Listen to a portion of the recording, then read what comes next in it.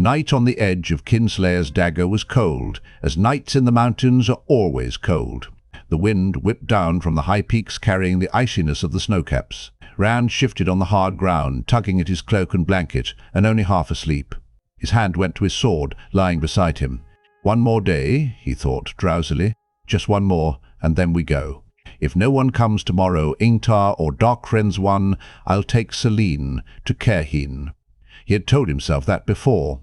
Every day they had been there on the mountainside, watching the place where Hurin said the trail had been, in that other world, where Selene said the Darkfriends would surely appear in this world. He told himself it was time to leave. And Selene talked of the horn of Valere, and touched his arm, and looked into his eyes, and before he knew it, he had agreed to yet another day before they went on. He shrugged against the chill of the wind, thinking of Selene touching his arm and looking into his eyes. If Egwene saw that, she'd shear me for a sheep, and Selene too. Egwene could already be in Tar Valon by now, learning to be an Aes Sedai. The next time she sees me, she'll probably try to gentle me. As he shifted over, his hand slid past the sword and touched the bundle holding Tom Merrilin's harp and flute. Unconsciously, his fingers tightened on the gleeman's cloak. I was happy then, I think, even running for my life, playing the flute for my supper. I was too ignorant to know what was going on. There's no turning back. Shivering, he opened his eyes. The only light came from the waning moon, not far past, full and low in the sky. A fire would give them away to those for whom they watched. Loial muttered in his sleep, a low rumble. One of the horses stamped a hoof. Hurin had the first watch. From a stone outcrop a little way up the mountain, he would be coming to wake Rand for his turn, soon. Rand rolled over. Find more to jest the holes. Find more to jest the holes. And stopped. In the moonlight he could see the shape of Selene bending over his saddlebags, her hands on the buckles. Her white dress gathered the faint light. "Do you need something?" She gave a jump and stared toward him. You startled me." He rolled to his feet, shedding the blanket and wrapping the cloak around himself, and went to her. He was sure he had left the saddlebags right by his side when he lay down. He always kept them close. He took them from her. All the buckles were fastened, even those on the side that held the damning banner. How can my life depend on keeping it? If anybody sees it and knows what it is, I'll die for having it. He peered at her suspiciously. Selene stayed where she was, looking up at him. The moon glistened in her dark eyes. "It came to me," she said, "that I've been wearing this dress too long. I could brush it, at least, if I had something else to wear while I did.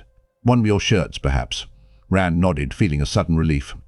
Her dress looked as clean to him as when he first saw her, but he knew that if a spot appeared on Egwene's dress, nothing would do but that she cleaned it immediately. Of course. He opened the capacious pocket into which he had stuffed everything except the banner and pulled out one of the white silk shirts. "Thank you." Her hands went behind her back. To the buttons, he realized. Eyes wide, he spun away from her. "If you could help me with these, it would be much easier." Rand cleared his throat. "It would not be proper. It isn't as if we were promised, or find more to jest the holes. Find more to jest the holes. Stop thinking about that. You can never marry anyone. It just wouldn't be proper." Her soft laugh sent a shiver down his back, as if she had run a finger along his spine.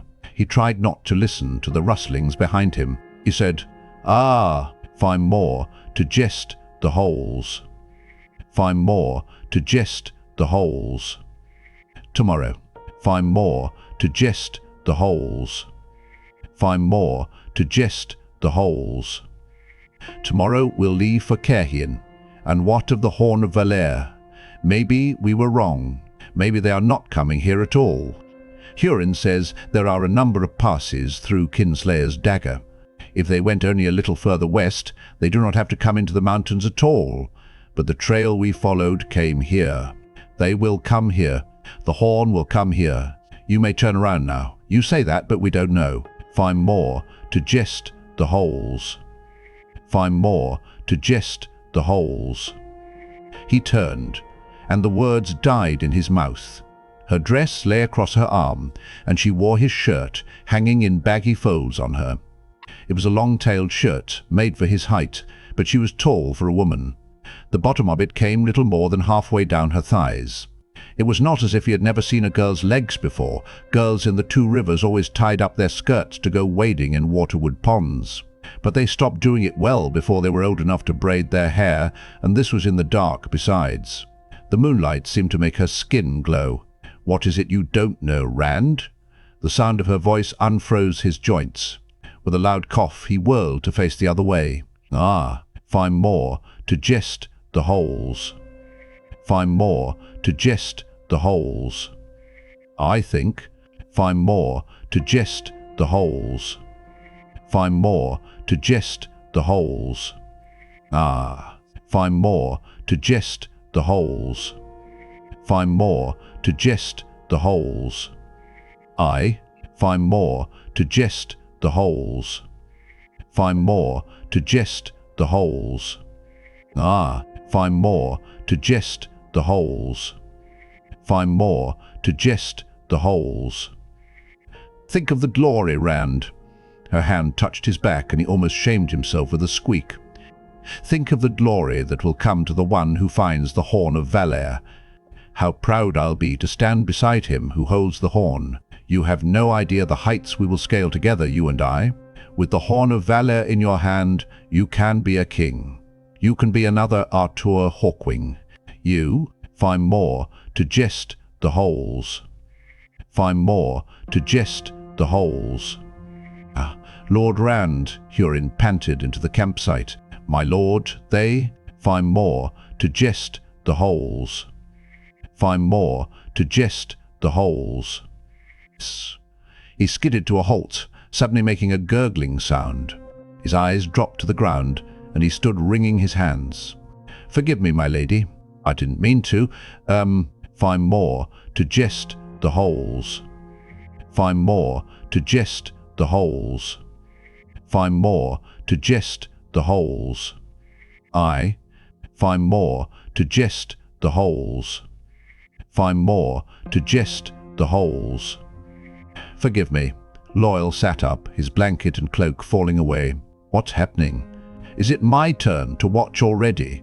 He looked toward Rand and Selene, and even in the moonlight the widening of his eyes was plain. Rand heard Selene sigh behind him. He stepped away from her, still not looking at her. Her legs are so white, so smooth. What is it, Hurin? He made his voice more moderate. Was he angry with Hurin himself or Selene? No reason to be angry with her. Did you see something, Hurin? The sniffer spoke without raising his eyes. A fire, my lord, down in the hills. I didn't see it at first. They made it small and hid it, but they hid it from somebody following them, not somebody ahead and up above. 2 miles, Lord Rand. Less than 3 for sure. Fain, Rand said. Ingtar would not be afraid of anyone following him. It must be Fain. Suddenly he did not know what to do now. They had been waiting for Fain, but now that the man was only a mile or so away, he was uncertain. In the morning, find more to jest the holes. Find more to jest the holes. Find more to jest the holes. In the morning we will follow. When Ingtar and the others catch up, we'll be able to point right to them. So, Selene said, you will let this Ingtar take the horn of Valere and the glory. I don't want. Find more to jest the holes. Find more to jest the holes. Without thinking, he turned, and there she was, legs pale in the moonlight, and as unconcerned that they were bare as if she were alone. As if we were alone, the thought came. She wants the man who finds the horn.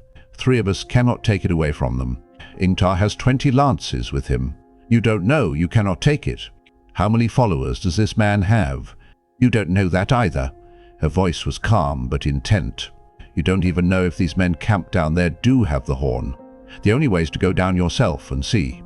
Take the Allantin. His kind have sharp eyes, even by moonlight, and he has the strength to carry the horn in its chest if you make the right decision. She's right. You do not know for sure if it's Fain.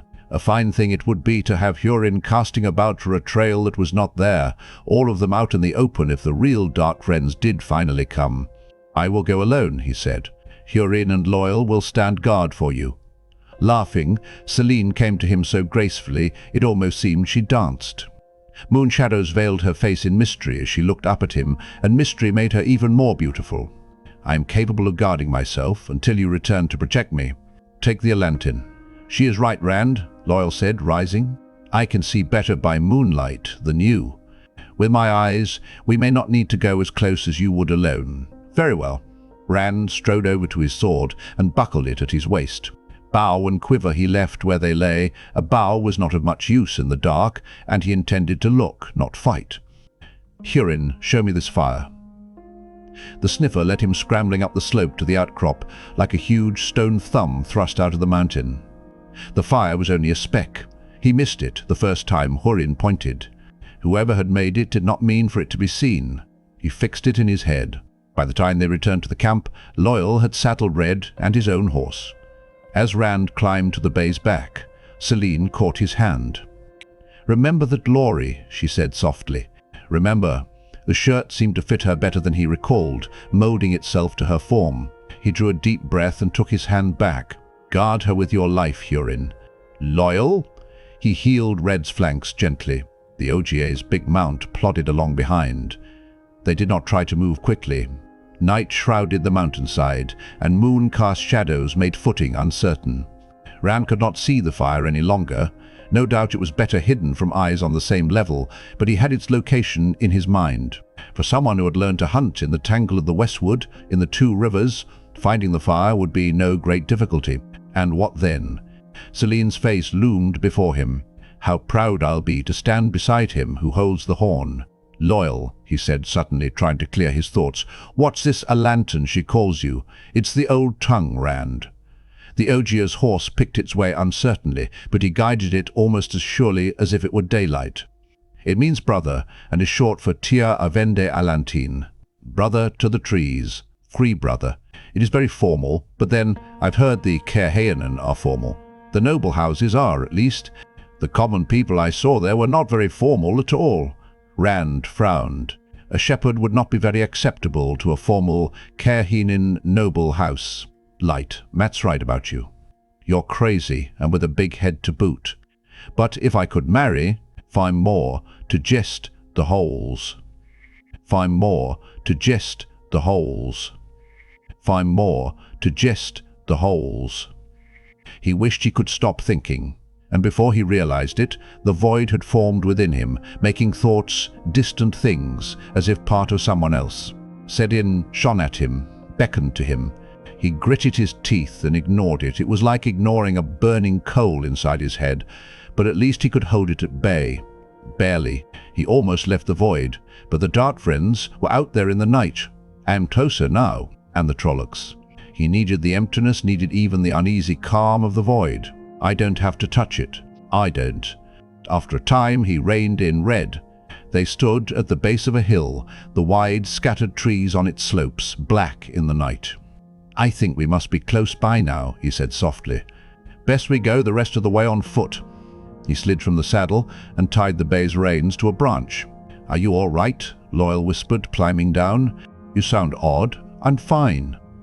His voice sounded tight, he realized. Stretched. Saidin called to him. "No. Be careful. I can't be sure exactly how far it is, but that fire should be somewhere just ahead of us. On the hilltop, I think." The Ogier nodded. Slowly, Rand stole from tree to tree, placing each foot carefully, holding his sword tight so it did not clatter against a tree trunk. He was grateful for the lack of undergrowth. Loial followed like a big shadow. Rand could not see much more of him than that. Everything was moon shadows and darkness. Suddenly, some trick of the moonlight resolved the shadows ahead of him, and he froze, touching the rough bole of a leather leaf. Dim mounds on the ground became men wrapped in blankets, and apart from them, a group of larger mounds, sleeping Trollocs. They had doused the fire. One moonbeam moving through the branches caught a shine of gold and silver on the ground, halfway between the two groups. The moonlight seemed to brighten. For an instant he could see clearly. The shape of a sleeping man lay close by to the gleam, but that was not what held his eye. The chest, the horn, and something atop it, a point of red flashing in the moonbeam. The dagger. Why would Fain put Telio W? Find more to gist the holes. Find more to gist the holes. 4. Make her no deter, and off come. Loial's huge hand settled over Rand's mouth, and a good part of his face besides. He twisted to look at the Ogier. Loial pointed off to his right, slowly, as if motion might attract attention. At first, Rand could not see anything. Then a shadow moved, not 10 paces away. A tall, bulky shadow, and snouted. Rand's breath caught. A Trolloc. It lifted its snout as if sniffing. Some of them hunted by scent. For an instant the void wavered. Someone stirred in the Darkfriend camp, and the Trolloc turned to peer that way. Rand froze, letting the calm of emptiness envelope him. His hand was on his sword, but he did not think of it. The void was all. Whatever happened, happened. He watched the Trolloc without blinking. A moment longer the snouted shadow watched the Darkfriend camp, then, as if satisfied, folded itself down beside a tree. Almost immediately a low sound, like coarse cloth ripping, drifted from it. Loial put his mouth close to Rand's ear. "It's asleep," he whispered incredulously. Rand nodded. Tam had told him Trollocs were lazy, apt to give up any task but killing, unless fear kept them to it. He turned back to the camp. All was still and quiet there again. The moonbeam no longer shone on the chest, but he knew now which shadow it was. He could see it in his mind, floating beyond the void, glittering golden, chased with silver, in the glow of saidin.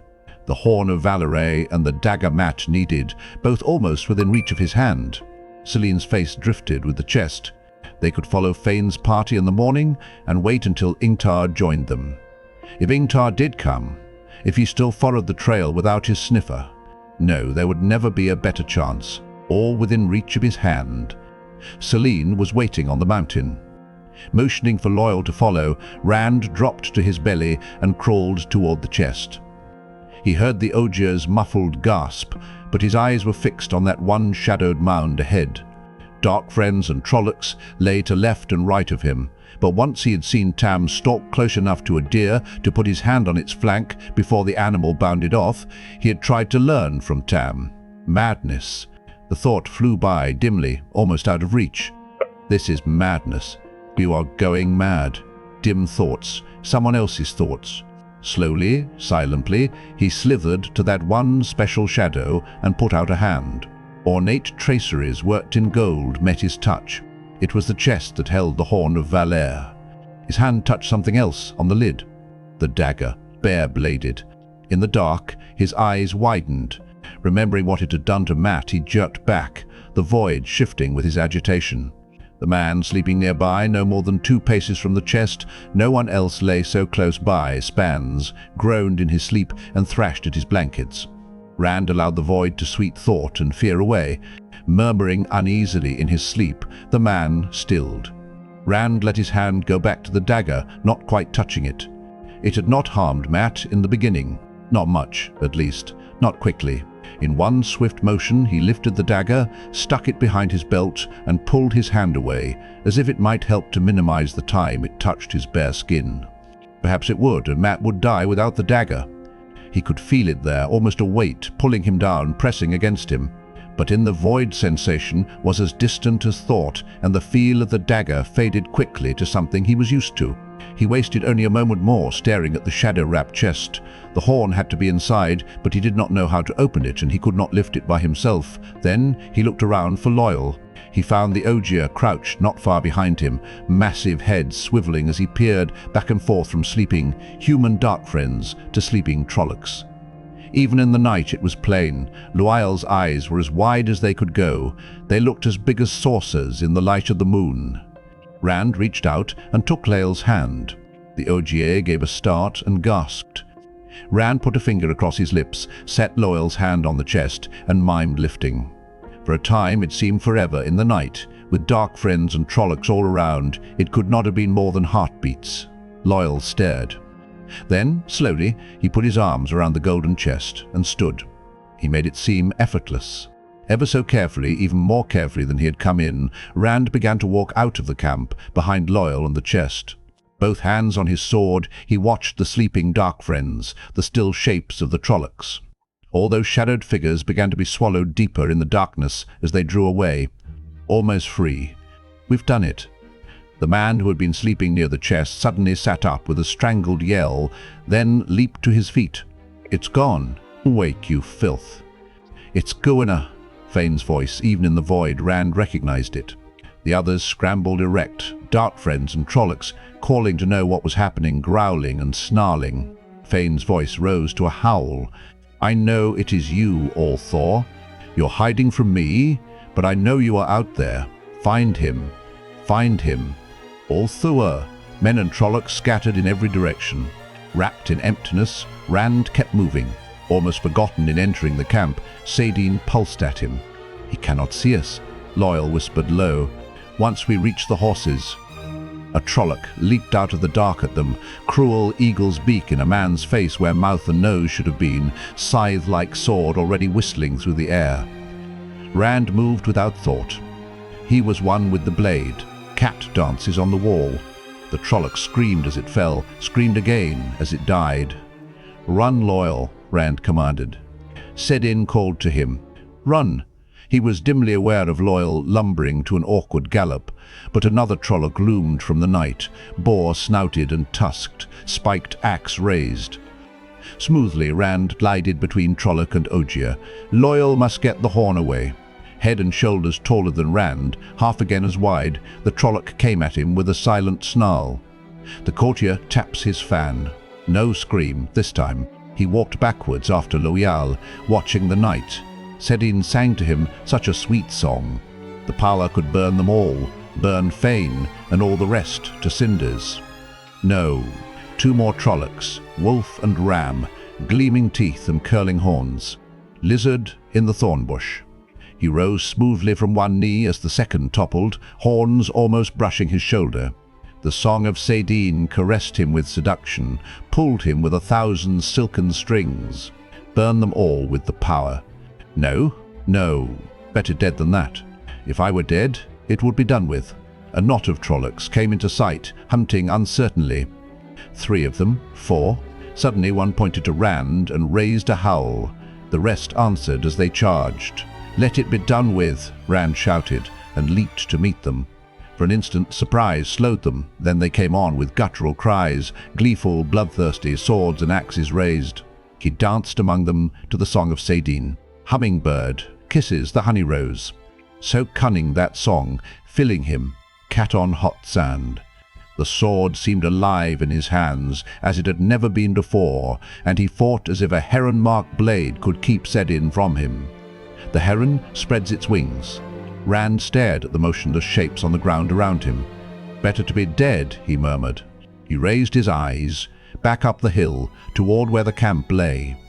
Fain was there, and Darkfriends, and more Trollocs. Too many to fight.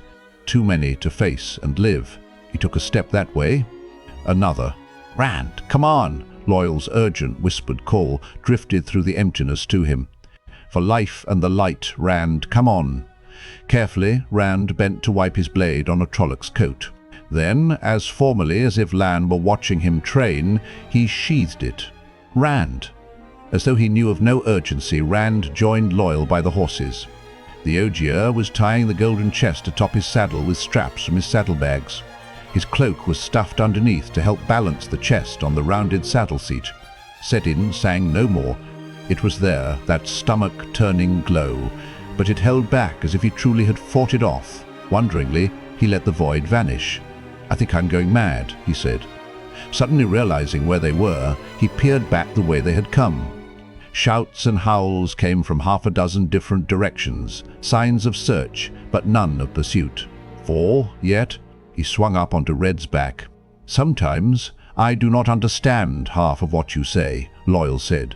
"If you must go mad, could it at least wait until we are back with the ladies Selene and Hurin? How are you going to ride with that in your saddle? I will run." The Ogier suited his words by breaking into a quick trot, pulling his horse behind him by the reins. Rand followed. Wand followed. The pace Loial set was as fast as a horse could trot. Rand was sure the Ogier could not keep it for long, but Loial's feet did not flag. Rand decided that his boast of once outrunning a horse might really be true. Now and again Loial looked behind them as he ran, but the shouts of Darkfriends and howls of Trollocs faded with distance. Even when the ground began to slope upwards more sharply, Loial's pace barely slowed, and he trotted into their campsite on the mountainside with only a little hard breathing. "You have it!" Selene's voice was exultant as her gaze rested on the ornately worked chest on Loial's saddle. She was wearing her own dress again. It looked as white as new snow to Rand. "I knew you would make the right choice. May I find more to jest the holes? Find more to jest the holes." "Have a look at it. Did any of them follow, my lord?" Heiryin asked anxiously. He stared at the chest with awe, but his eyes slid off into the night, down the mountain. "If they followed, we'll have to move quick." "I do not think they did. Go to the outcrop and see if you can see anything." Rand climbed down from his saddle as Heiryin hurried up the mountain. "Selene, I don't know how to open the chest." "Loial, do you?" The OGA shook his head. "Let me try. Find more to jest the holes. Find more to jest the holes." Even for a woman of Selene's height, Loial's saddle was high above the ground. She reached up to touch the finely wrought patterns on the chest, ran her hands across them, pressed. There was a click, and she pushed the lid up, let it fall open. As she stretched on tiptoe to put a hand inside, Rand reached over her shoulder and lifted out the horn of Valere. He had seen it once before, but never touched it. Though beautifully made, it did not look a thing of great age or power. A curled golden horn, gleaming in the faint light, with inlaid silver script flowing around the mouth of the bell. He touched the strange letters with a finger. They seemed to catch the moon. "Tir mi arven moridin is saindivardin," Selene said. "The grave is no bar to my call. You will be greater than Arthur Hawkwing ever was. I am taking it to Shadar, to Lord Agelmar. It should go to Tar Valon, he thought, but I'm done with Aes Sedai. Let Agelmar or Ingtar take it to them." He set the horn back in the chest. It cast back the moonlight, pulled the eye. "That is madness," Selene said. Rand flinched at the word. "Mad or not, it is what I'm doing. I told you, Selene, I want no part of greatness. Back there, I thought I did. For a while, I thought I wanted things. Find more to jest the holes. Find more to jest the holes." "Light, she's so beautiful. Fwei, Egwene." "Selene, I'm not worthy of either of them. Something seemed to take hold of me. Saidin came for me, but I fought it off with a sword. Or is that mad too?" He breathed deeply. "Shadar is where the horn of Valere belongs. Or if not there, Lord Agelmar will know what to do with it." Heiryin appeared from up the mountain. "The fire's there again, Lord Rand, and bigger than ever. And I thought I heard shouting. It was all down in the hills. I don't think they've come upon the mountain yet." "You misunderstand me, Rand," Selene said. "You cannot go back now. You are committed. Those friends of the dark will not simply go away because you've taken the horn from them. Far from it. Unless you know some way to kill them all, they will be hunting you now as you hunted them before." "No!" Loial and Heiryin looked surprised at Rand's vehemence. He softened his tone. "I don't know any way to kill them all. They can live forever for all of me." Selene's long hair shifted in waves as she shook her head. "Then you cannot go back, only onward. You can reach the safety of Cairhien's walls long before you could return to Shadar." Does the thought of a few more days in my company seem so onerous? Rand stared at the chest. Selene's company was far from burdensome, but near her he could not help thinking things he should not. Still, trying to ride back north meant risking Fain and his followers. She was right in that. Fain would never give up. Ingtar would not give up either. If Ingtar came on southward, and Rand knew of no reason for him to turn aside, he would arrive at Cairhien, soon or late. "Cairhien," he agreed. "You will have to show me where you live, Selene. I've never been to Cairhien." He reached to close the chest. "You took something else from the Friends of the Dark?" Selene said. "You spoke earlier of a dagger. How could I forget?" He left the chest as it was and pulled the dagger from his belt. The bare blade curved like a horn, and the quillons were golden serpents. Set in the hilt, a ruby as big as his thumbnail winked like an evil eye in the moonlight. Ornate as it was, tainted as he knew it was, it felt no different from any other knife. "Be careful," Selene said. "Do not cut yourself." Rand felt a shiver inside. If simply carrying it was dangerous, he did not want to know what a cut from it would do. "This is from Shadar Logoth," he told the others. "It will twist whoever carries it for long, taint them to the bone, the way Shadar Logoth is tainted. Without Aes Sedai healing, that taint will kill eventually." "So that is what ails Mat," Loial said softly. "I never suspected." Hurin stared at the dagger in Rand's hand and wiped his own hands on the front of his coat. The sniffer did not look happy. "None of us must handle it any more than is necessary," Rand went on. "I will find some way to carry it. It is dangerous." Selene frowned at the blade as if the snakes were real and poisonous. "Throw it away. Leave it or bury it if you wish to keep it from other hands, but be rid of it." "Mat needs it," Rand said firmly. "It is too dangerous. You said so yourself. He needs it. I am. Find more to jest the holes. Find more to jest the holes." The Aes Sedai said he would die without it to use in healing him. They still have a string on him, but this blade will cut it. Until I'm rid of it, and the horn, they have a string on me, but I'll not dance however much they pull. He set the dagger in the chest inside the curl of the horn. There was just room for it, and pulled the lid down.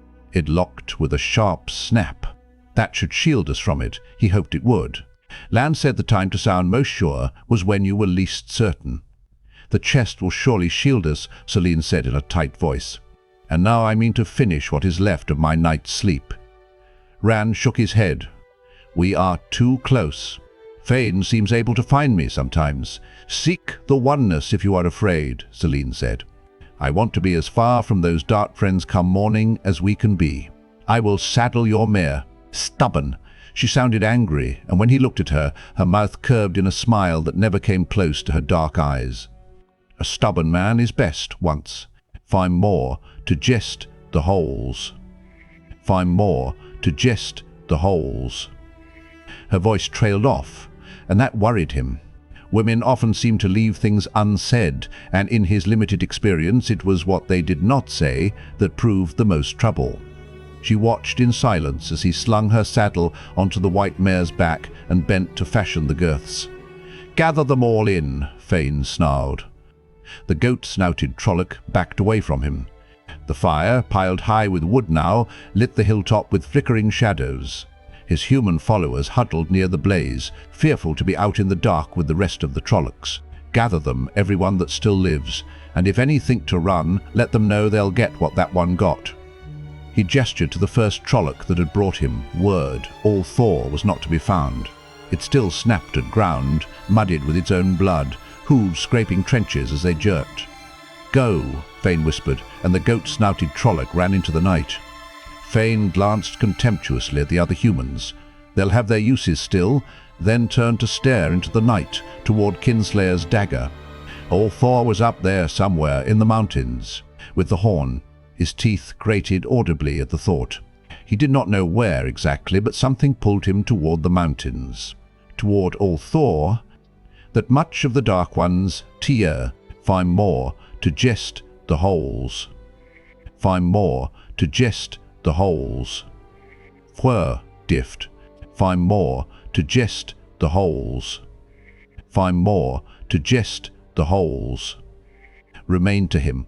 He had hardly thought of it, had tried not to think of it, until suddenly after the horn was gone. Gone. All Thor was there, drawing him as meat draws a starving dog. "I am a dog no longer. A dog no longer!" He heard the others shifting uneasily around the fire, but he ignored them. "You will pay for what was done to me, all Thor. The world will pay." He cackled at the night with mad laughter. "The world will pay." Rand kept them moving through the night, allowing only a brief stop at dawn to rest the horses, and to allow Loial rest. With the horn of Valere in its gold and silver chest occupying his saddle, the Ogier walked or trotted ahead of his big horse, never complaining, never slowing them. Sometime during the night they had crossed the border of Cairhien. "I want to see it again," Selene said as they halted. She dismounted and strode to Loial's horse. Their shadows, long and thin, pointed west from the sun just peeking over the horizon. "Bring it down for me, Alantin." Loial began to undo the straps. The horn of Valere. No, Rand said, climbing down from Red's back. Loial, no. The OGA looked from Rand to Selene, his ears twitching doubtfully, but he took his hands away. I want to see the horn, Selene demanded. Rand was sure she was no older than he, but at that moment she suddenly seemed as old and as cold as the mountains, and more regal than Queen Morgase at her haughtiest. I think we should keep the dagger shielded, Rand said. For all I know, looking at it may be as bad as touching it. Let it stay where it is, until I can put it in Mat's hands. He can take it to the Aes Sedai. And what price will they demand for that healing? But he hasn't any choice. He felt a little guilty over feeling relief that he, at least, was through with Aes Sedai. I am done with them, one way or another. The dagger. All you seem to care about is that dagger. I told you to be Ridlit. The horn of Valere, Rand. No! She came to him, a sway in her walk that made him feel as if he had something caught in his throat. All I want is to see it in the light of day. I won't even touch it. You hold it. It would be something for me to remember you holding the horn of Valere in your hands. She took his hands as she said it. Her touch made his skin tingle and his mouth go dry. Something to remember when she had gone. Find more to jest the holes. Find more to jest the holes. Find more to jest the holes. He could close the dagger up again as soon as the horn was out of the chest. It would be something to hold the horn in his hands where he could see it in the light. He wished he knew more of the prophecies of the dragon. The one time he heard a merchant's guard telling a part of it back in Emon's field, Nynaeve had broken a broom across the man's shoulders. None of the little he had heard mentioned the horn of Valere. Aes Sedai trying to make me do what they want. Selene was still gazing intently into his eyes, her face so young and beautiful that he wanted to kiss her despite what he was thinking. He had never seen an Aes Sedai act the way she did, and she looked young, not ageless. A girl my age couldn't be Aes Sedai. But find more to jest the holes. Find more to jest the holes. Find more to jest the holes. Selene, he said softly, are you an Aes Sedai? Aes Sedai, she almost spat, flinging his hands away. Aes Sedai, always you hurl that at me. She took a deep breath and smoothed her dress as if gathering herself. I am what and who I am. And I am no Aes Sedai. And she wrapped herself in a silent coldness that made even the morning sun seem chill. Loial and Hurin bore it all with as good a grace as they could manage, trying to make conversation and hiding their embarrassment when she froze them with a look. They rode on. By the time they made camp that night beside a mountain stream that provided fish for their supper, Selene seemed to have regained some of her temper, chatting with the OGA about books, speaking kindly to Hurin. She barely spoke to Rand, though, unless he spoke first, either that evening or the following day, as they rode through mountains that reared on either side of them like huge, jagged grey walls, ever climbing. But whenever he looked at her, she was watching him and smiling. Sometimes it was the sort of smile that made him smile back. Sometimes the sort that made him clear his throat and blush at his own thoughts, and sometimes the mysterious, knowing smile that Egwene sometimes wore. It was a kind of smile that always put his back up. But at least it was a smile. She can't be Aes Sedai. The way began to slope downwards, and with the promise of twilight in the air, Kinslayer's dagger at last gave way to hills, rolling and round, with more brush than trees, more thickets than forest. There was no road, just a dirt track, such as might be used by a few carts now and again. Fields carved some of the hills into terraces, fields full of crops but empty of people at this hour. None of the scattered farm buildings lay close enough to the path they rode for Rand to make out more than that they were all made of stone. When he saw the village ahead, lights already twinkled in a few windows against the coming of night. "We'll sleep in beds tonight," he said. "That I will enjoy, Lord Rand." Hurin laughed. Loial nodded agreement. "A village inn," Selene sniffed. "Dirty, no doubt, and full of unwashed men swilling ale. Why can't we sleep under the stars again? I find I enjoy sleeping under the stars." "He would not enjoy it if Fain caught up with us while we slept," Rand said, "him and those Trollocs. He's coming after me, Selene. After the horn, too, but it is me he can find. Why do you think I've kept such a close watch these past nights? If Fain catches us, you will deal with him." Her voice was coolly confident, and there could be Darkfriends in the village too. But even if they knew who we are, they can't do much with the rest of the villagers around. Not unless you think everyone in the village is a Darkfriend. And if they discover you carry the horn, whether you want greatness or not, even farmers dream of it. "She is right, Grand," Loial said. "I fear even farmers might want to take it. Unroll your blanket, Loial, and throw it over the chest. Keep it covered." Loial complied, and Rand nodded. It was obvious there was a box or chest beneath the OGA's striped blanket, but nothing suggested it was more than a travel chest. "My lady's chest of clothes," Rand said with a grin and a bow. Selene met his sally with silence and an unreadable look. After a moment they started on again.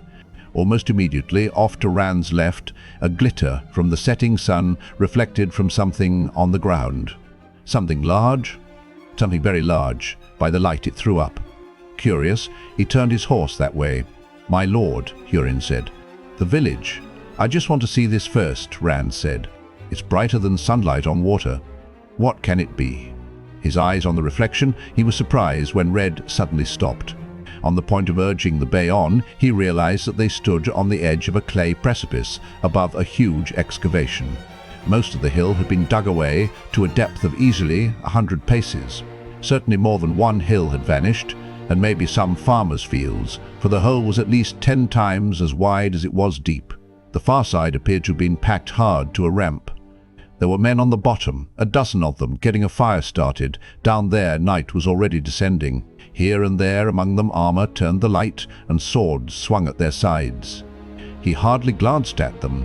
Out of the clay at the bottom of the pit slanted a gigantic stone hand, holding a crystal sphere, and it was this that shone with the last sunlight. Rand gaped at the size of it, a smooth ball. He was sure not so much as a scratch marred its surface, at least 20 paces through. Some distance away from the hand, a stone face in proportion had been uncovered. A bearded man's face, thrust out of the soil with the dignity of vast years. The broad features seemed to hold wisdom and knowledge. Unsummoned, the void formed, whole and complete in an instant, saidin glowing, beckoning. So intent was he on the face and the hand that he did not even realize what had happened. He had once heard a ship captain speak of a giant hand holding a huge crystal sphere. Bail Domon had claimed it stuck out of a hill on the island of Tremonsien. "This is dangerous," Selene said. "Come away, Rand. I believe I can find a way down there," he said absently. Saidin sang to him. The huge ball seemed to glow white with the light of the sinking sun. It seemed to him that in the depths of the crystal, light swirled and danced in time to the song of saidin. He wondered why the men below did not appear to notice. Selene rode close and took hold of his arm. "Please, Rand, you must come away." He looked at her hand, puzzled, then followed her arm up to her face. She seemed genuinely worried, perhaps even afraid. "If this bank doesn't give way beneath our horses and break our necks with the fall, those men are guards, and no one puts guards on something they wish every passerby to examine. What good would it do you to avoid Fain if some lord's guards arrest you? Come away." Suddenly, a drifting, distant thought, he realized that the void surrounded him. Saidin sang, and the sphere pulsed. Even without looking, he could feel it. And the thought came that if he sang the song Saidin sang, that huge stone face would open its mouth and sing with him and with saidin, for one. "Please, Rand," Selene said, "I will go to the village with you. I won't mention the hall again. Only come away." He released the void. "Find more to jest the holes. Find more to jest the holes." And it did not go. Saidin crooned, and the light in the sphere beat like a heart, like his heart. Loial, Cairhien, Selene, they all stared at him, but they seemed oblivious to the glorious blaze from the crystal. He tried to push the void away. It held like granite. He floated in an emptiness as hard as stone. The song of saidin, the song of the sphere, he could feel them quivering along his bones. Grimly he refused to give in, reached deep inside himself. Find more to jest the holes. Find more to jest the holes. I will not. Find more to jest the holes. Find more to jest the holes. Find more to jest the holes. Rand. He did not know whose voice it was. Find more to jest the holes. Find more to jest the holes. Find more to jest the holes. Reached for the core of who he was, the core of what he was. Find more to jest the holes. Find more to jest the holes. Find more to jest the holes. Find more to jest the holes. Find more to jest the holes. Will not. Find more to jest the holes. Find more to jest the holes. Rand. The song filled him, filled the emptiness. Find more to jest the holes. Find more to jest the holes. Find more to jest the holes. Touched stone, hot from a pitiless sun, cold from a merciless night. Find more to jest the holes. Find more to jest the holes. Find more to jest the holes. Find more to jest the holes.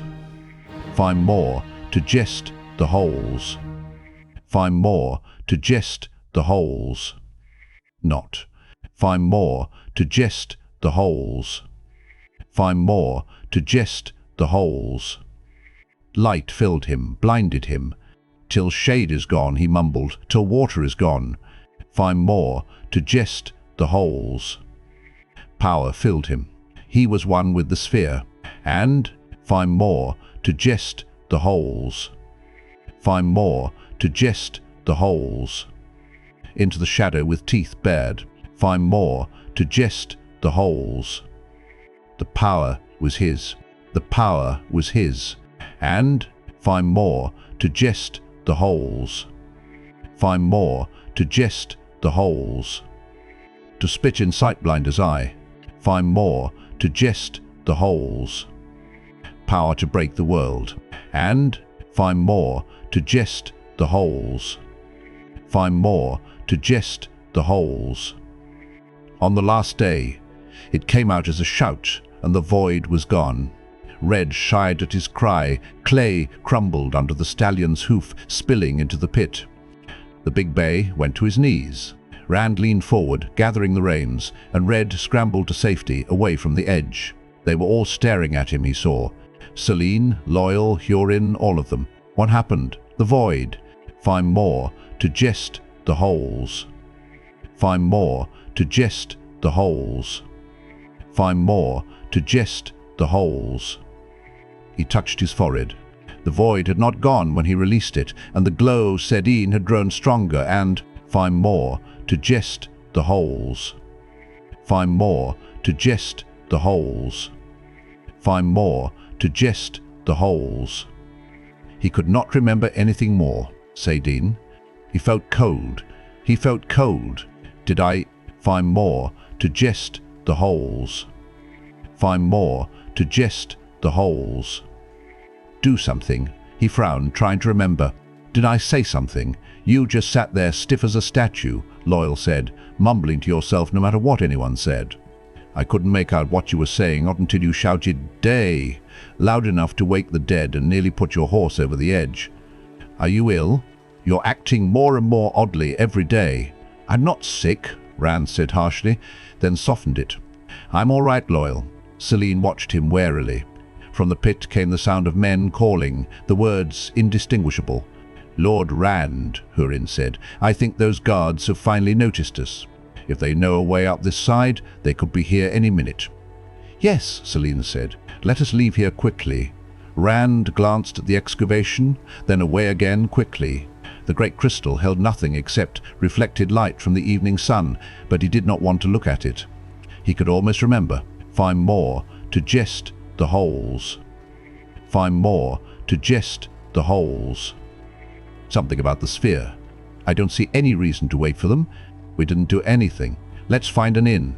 He turned red toward the village, and they soon left pit and shouting guards behind. As many villages did, Tremonsien covered the top of a hill, but like the farms they had passed, this hill had been sculpted into terraces with stone retaining walls. Square stone houses sat on precise plots of land with exact gardens behind, along a few straight streets that crossed each other at right angles. The necessity of a curve to streets going around the hill seemed begrudged. Yet the people seemed open and friendly enough, pausing to nod to each other as they hurried about their last chores before nightfall. They were a short folk, none taller than Rand's shoulder, and few as tall as Cairhien, with dark eyes and pale, narrow faces, and dressed in dark clothes except for a few who wore slashes of colour across the chest. Smells of cooking, oddly spiced to Rand's nose, filled the air, though a handful of goodwives still hung over their doors to talk. The doors were split, so the top could stand open while the bottom was closed. The people eyed the newcomers curiously, with no sign of hostility. A few stared a moment longer at Loial, an Ogier walking alongside a horse as big as a Durran stallion, but never more than a moment longer. The inn, at the very top of the hill, was stone like every other building in the town, and plainly marked by a painted sign hanging over the wide doors, the 9 Rings. Rand swung down with a smile and tied Red to one of the hitching posts out front. The 9 Rings had been one of his favourite adventure stories when he was a boy. He supposed it still was. Selene still seemed uneasy when he helped her dismount. "Are you all right?" he asked. "I didn't frighten you back there, did I?" Red would never fall over a cliff with me. He wondered what had really happened. "You terrified me," she said in a tight voice, "and I do not frighten easily. You could have killed yourself. Killed. Find more to jest the holes. Find more to jest the holes." She smoothed her dress. "Ride with me, tonight.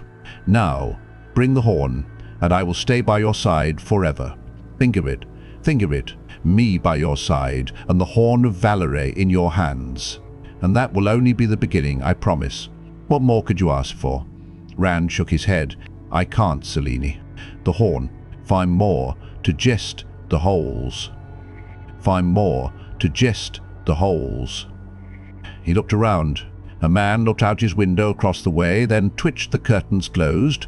Evening darkened the street, and there was no one else in sight now except Loial and Cairhien. "The horn is not mine. I told you that." She turned her back on him, her white cloak walling him off as effectively as bricks. Rand expected the common room to be empty, since it was nearly supper time, but 6 men crowded one table, dicing among their jacks of ale, and another sat by himself over a meal.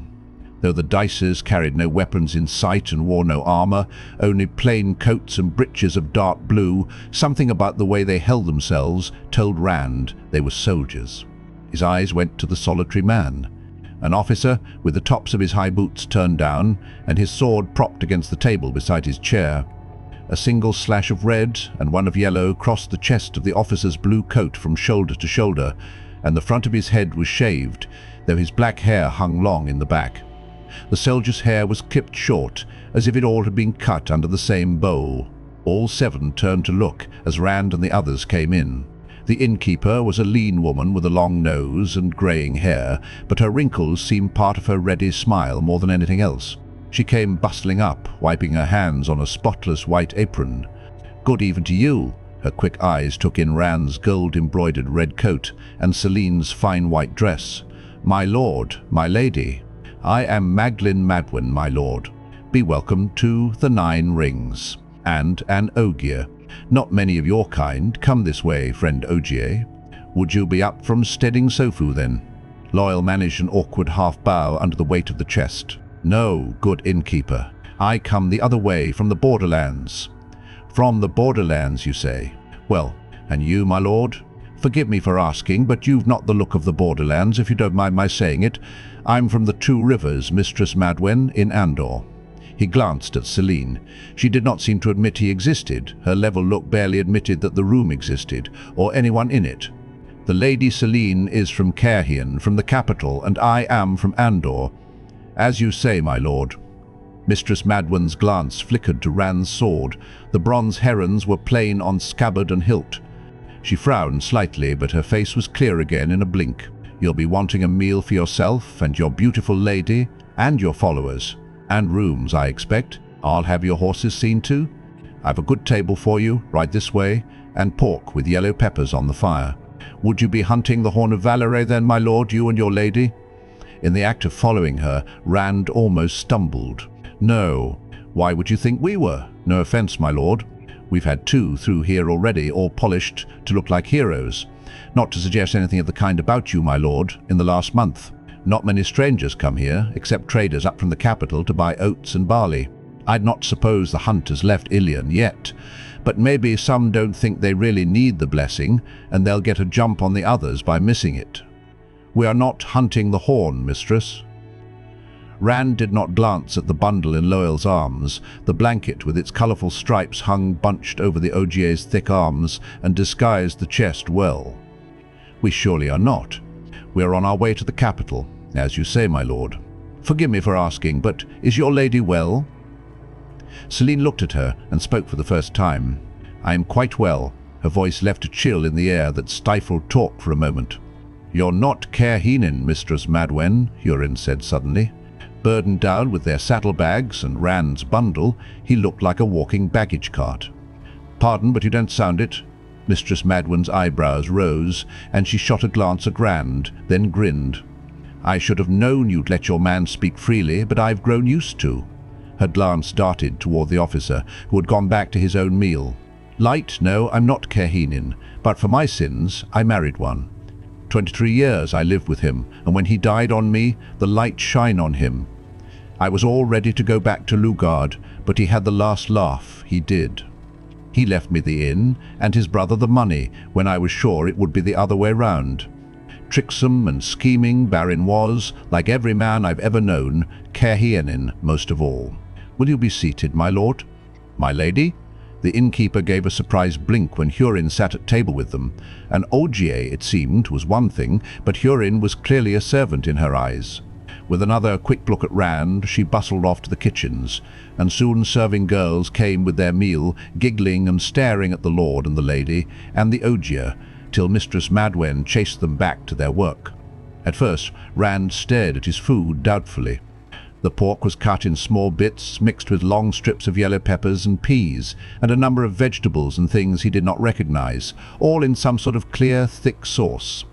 It smelled sweet and sharp, both at the same time. Selene only picked at hers, but Loial was eating with a will. Hurin grinned at Rand over his fork. "They spice their food oddly, Cairhienin do, Lord Rand, but for all that, it's not bad." "It won't bite you, Rand," Loial added. Rand took a hesitant mouthful and almost gasped. It tasted just as it smelled, sweet and sharp together, the pork crisp on the outside and tender inside. A dozen different flavors, spices, all blending and contrasting. It tasted like nothing he had ever put in his mouth before. It tasted wonderful. He cleaned his plate, and when Mistress Madwen returned with the serving girls to clear away, he nearly asked for more, the way Loial did. Selene's was still half full, but she motioned curtly for one of the girls to take it. "A pleasure, friend Ogier." The innkeeper smiled. "It takes a lot to fill up one of you. Katrine, bring another helping and be quick." One of the girls darted away. Mistress Madwen turned her smile on Rand. "My lord, I had a man here who played the bittern, but he married a girl off one of the farms, and she has him strumming reins behind a plough now. I couldn't help noticing what looks like a flute case sticking out of your man's bundle. Since my musician's gone, would you let your man favour us with a little music?" Hurin looked embarrassed. "He doesn't play," Rand explained. "I do." The woman blinked. "It appeared lords did not play the flute, at least not in Cairhien. I withdraw the request, my lord. Light's own truth, I meant no offence, I assure you. I'd never ask one such as yourself to be playing in a common room." Rand hesitated only a moment. It had been too long since he had practiced the flute rather than the sword, and the coins in his pouch would not last forever. Once he was rid of his fancy clothes. Once he turned the horn over to Inktar and the dagger over to Mat, he would need the flute to earn his supper again while he searched for somewhere safe from Aes Sedai. And safe from myself? Something did happen back there. "What?" "I don't mind," he said. "Hurin, hand me the case. Just slide it out." There was no need to show a gleeman's cloak. Enough unspoken questions shone in Mistress Madwen's dark eyes as it was. What gold chased with silver, the instrument looked the sort a lord might play if lords anywhere played the flute. The heron branded on his right palm did not interfere with his fingering. Selene's salves had worked so well he hardly thought of the brand unless he saw it. Yet it was in his thoughts now, and unconsciously he began to play Heron on the Wing. Cairhien bobbed his head to the tune, and Loial beat time on the table with a thick finger. Selene looked at Rand as if wondering what he was. "I'm not a lord, my lady. I'm a shepherd, and I play the flute in common rooms." But the soldiers turned from their talk to listen, and the officer closed the wooden cover of the book he had begun reading. Selene's steady gaze struck a stubborn spark inside Rand. Determinedly he avoided any song that might fit in a palace or a lord's manor. He played Only One Bucket of Water, and The Old Two Rivers Leaf, Old Jack's Upper Tree, and Goodman Prickett's Pipe. With the last, the 6 soldiers began to sing in raucous tones, though not the words Rand knew. We rode down to River Irilel just to see the Cairhien come. We stood along the riverbank with the rising of the sun. Their horses blacked the summer plain, their banners blacked the sky. But we stood our ground on the banks of River Irilel. Oh, we stood our ground. Yes, we stood our ground along the river in the morning. It was not the first time that Rand had discovered a tune had different words and different names in different lands, sometimes even in villages in the same land. He played along with them until they let the words die away, slapping each other's shoulders and making rude comments on one another's singing. When Rand lowered the flute, the officer rose and made a sharp gesture. The soldiers fell silent in mid-laugh, scraped back their chairs to bow to the officer with hand on breast and to Rand, and left without a backwards look. The officer came to Rand's table and bowed, hand to heart. The shaven front of his head looked as if he had dusted it with white powder. "Grace favour you, my lord. I trust they did not bother you, singing as they did. They are a common sort, but they meant no insult, I assure you. I am Aldrin Caldevwin, my lord. Captain in His Majesty's service, the light illumine him." His eyes slid over Rand's sword. Rand had the feeling Caldevwin had noticed the herons as soon as he came in. "They didn't insult me." The officer's accent reminded him of Moiraine's, precise and every word pronounced to its full. "Did she really let me go? I wonder if she's following me, or waiting for me. Sit down, Captain. Please." Caldevwin drew a chair from another table. "Tell me, Captain, if you don't mind. Have you seen any other strangers recently? A lady, short and slender, and a fighting man with blue eyes. He's tall, and sometimes he wears his sword on his back."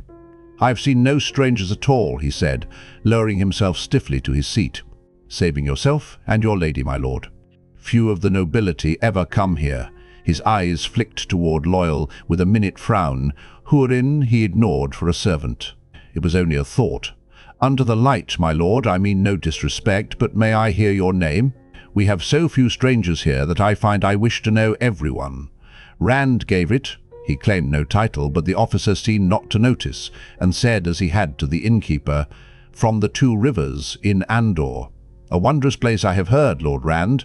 I may call you so, and fine men, the Andormen. No Cairhienin has ever worn a blade master's sword so young as you. I met some Andormen once, the Captain General of the Queen's Guards among them. I do not remember his name, an embarrassment. Perhaps you could favour me with it." Rand was conscious of the serving girls in the background, beginning to clean and sweep.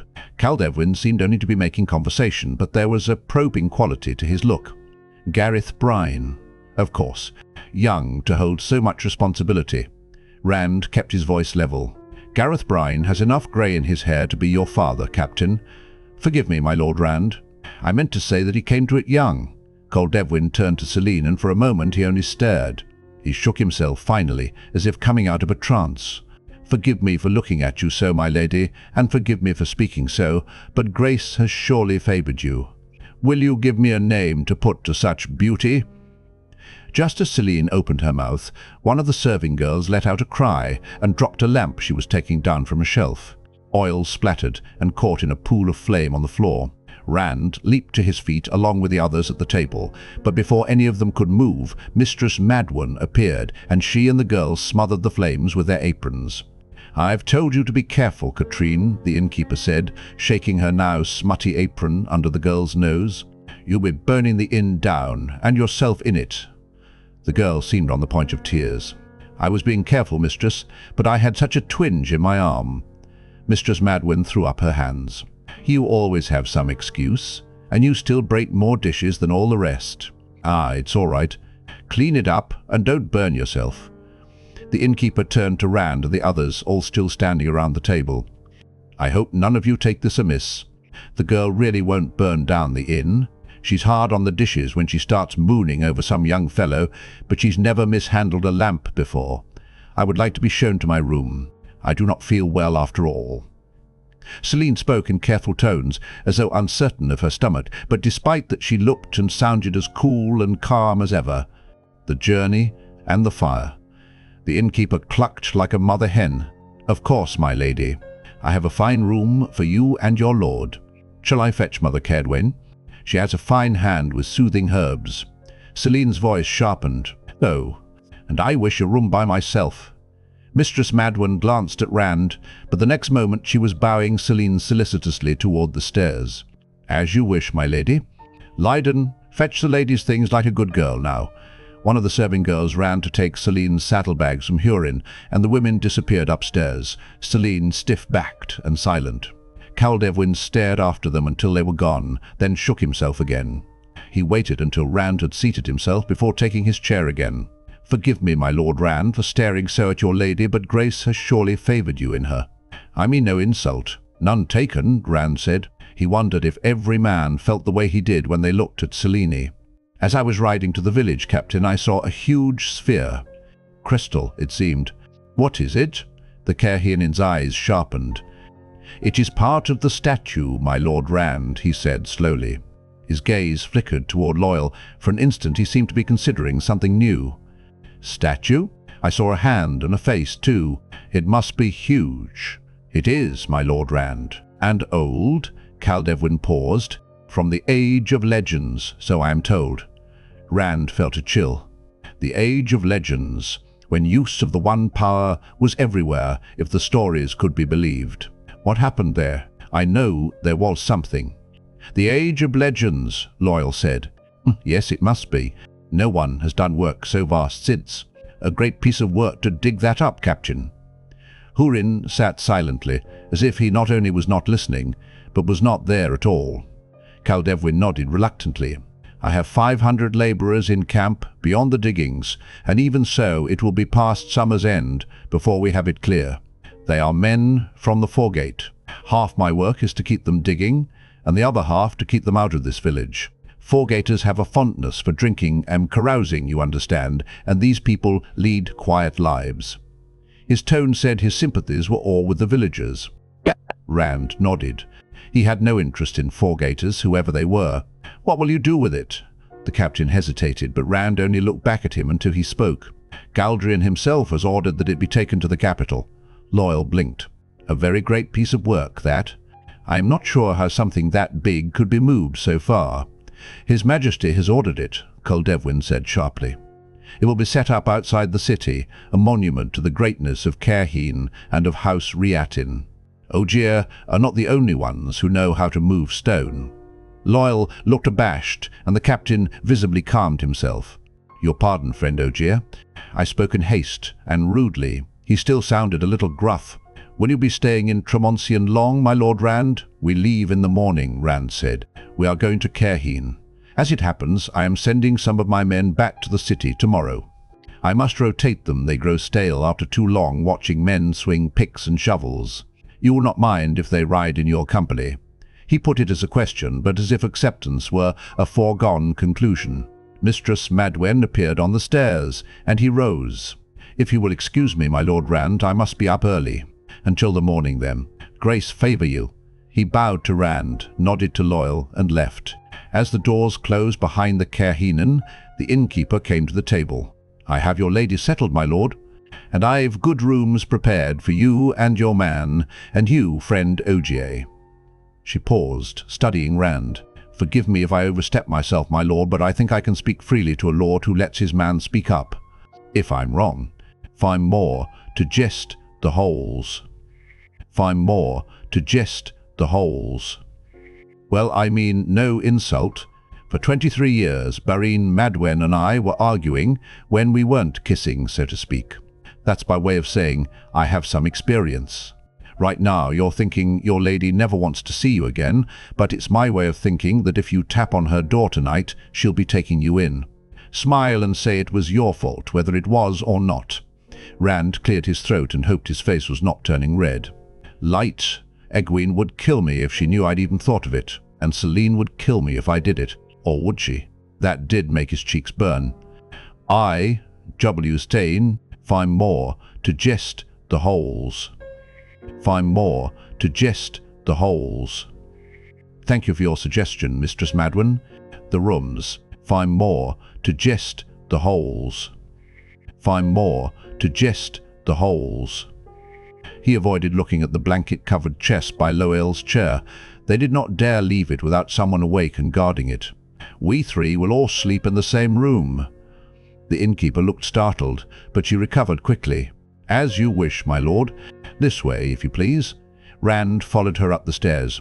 Loial carried the chest under its blanket. The stairs groaned under the weight of him and the chest together, but the innkeeper seemed to think it was just an ogier's bulk, and Cairhien still carried all the saddlebags and the bundled cloak with the harp and flute. Mistress Madwen had a third bed brought in and hastily assembled and made up. One of the beds already there stretched nearly from wall to wall in length, and had obviously been meant for Loial from the start. There was barely room to walk between the beds. As soon as the innkeeper was gone, Rand turned to the others. Loial had pushed the still-covered chest under his bed and was trying the mattress. Cairhien was setting out the saddlebags. Do either of you know why that captain was so suspicious of us? He was, I'm sure of it. He shook his head. I almost think he thought we might steal that statue, the way he was talking. Deus Deamar, Lord Rand, Cairhien said. The great game. The game of houses, some call it. This Caldevwin thinks you must be doing something to your advantage or you wouldn't be here. And whatever you're doing might be to his disadvantage, so he has to be careful. Rand shook his head. The great game? What game? It isn't a game at all, Rand, Loial said from his bed. He had pulled a book from his pocket, but it lay unopened on his chest. I don't know much about it. Ogier don't do such things, but I have heard of it. The nobles and the noble houses maneuver for advantage. They do things they think will help them, or hurt an enemy, or both. Usually it's all done in secrecy, or if not, they try to make it seem as if they're doing something other than what they are. He gave one tufted ear a puzzled scratch. Even knowing what it is, I don't understand it. Elder Haemon always said it would take a greater mind than his to understand the things humans do, and I don't know many as intelligent as Elder Haemon. You humans are odd. Cairhien gave the Ogier a slanted look, but he said, he has the right of Deus Deamar, Lord Rand. Cairhienin play it more than most, though all southerners do. These soldiers in the morning, Rand said. Are they part of Caldevwin playing this great game? We can't afford to get mixed in anything like that. There was no need to mention the horn. They were all too aware of its presence. Loial shook his head. I don't know, Rand. He's human, so it could mean anything. Cairhien? I don't know either. Cairhien sounded as worried as the Ogier looked. He could be doing just what he said, or find more to jest the holes. Find more to jest the holes. Find more to jest the holes. That's the way of the game of houses. You never know. I spent most of my time in Cairhien in the Foregate, Lord Rand, and I don't know much about Cairhienin nobles, but, well, Deus Deamar can be dangerous anywhere, but especially in Cairhien, I've heard. He brightened suddenly. The Lady Selene, Lord Rand. She'll know better than me or the builder. You could ask her in the morning, but in the morning Selene was gone. When Rand went down to the common room, Mistress Madwen handed him a sealed parchment. If you'll forgive me, my lord, you should have listened to me. You should have tapped on your lady's door. Rand waited until she went away before he broke the white wax seal. The wax had been impressed with a crescent moon and stars. I must leave you for a time. There are too many people here, and I do not like Caldevwin. I will await you in Cairhien. Never think that I am too far from you. You will be in my thoughts always, as I know that I am in yours. It was not signed, but that elegant flowing script had the look of Selene. He folded it carefully and put it in his pocket before going outside, where Cairhien had the horses waiting. Captain Caldevwin was there too, with another younger officer and 50 mounted soldiers crowding the street. The two officers were bareheaded, but wore steel-backed gauntlets and gold-worked breastplates strapped over their blue coats. A short staff was fastened to the harness on each officer's back, bearing a small, stiff blue banner above his head. Caldevwin's banner bore a single white star, while the younger man's was crossed by 2 white bars. They were a sharp contrast to the soldiers in their plain armor and helmets that looked like bells with metal cut away to expose their faces. Caldevwin bowed as Rand came out of the inn. "Good morning to you, my Lord Rand. This is Elricane Tavolin, who will command your escort, if I may call it that." The other officer bowed. His head was shaved as Caldevwin's was. He did not speak. "An escort will be welcome, Captain," Rand said, managing to sound at ease. Fain would not try anything against 50 soldiers, but Rand wished he could be certain they were only an escort. The captain eyed Loial on his way to his horse with the blanket-covered chest. A heavy burden, Ogier? Loial almost missed a step. "I never like to be far from my books, Captain." His wide mouth flashed teeth in a self-conscious grin, and he hurried to strap the chest onto his saddle. Caldevwin looked around, frowning. "Your lady is not down yet." "Dire! And her fine animal is not here. She left already," Rand told him. "She had to go on to Cairhien quickly during the night." Caldevwin's eyebrows lifted. "During the night? But my men find more to jest the holes.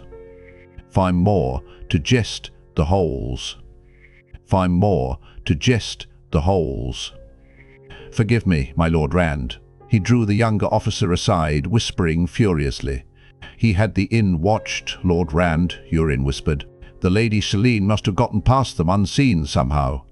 Rand climbed to Red's saddle with a grimace. If there had been any chance Caldevwin did not suspect them of something, it seemed Selene had finished it. "Too many people, she says," he muttered.